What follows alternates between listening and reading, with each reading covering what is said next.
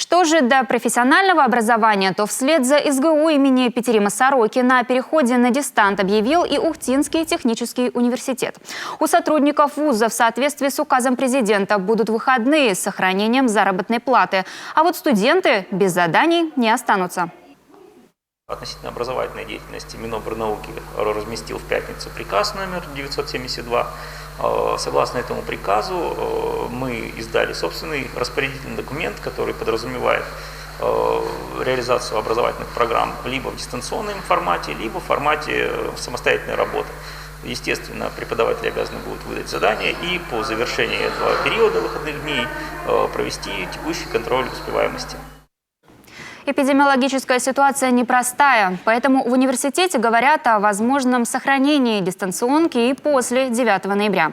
Окончательное решение будет принято на заседании внутреннего оперативного штаба по борьбе с распространением коронавирусной инфекции.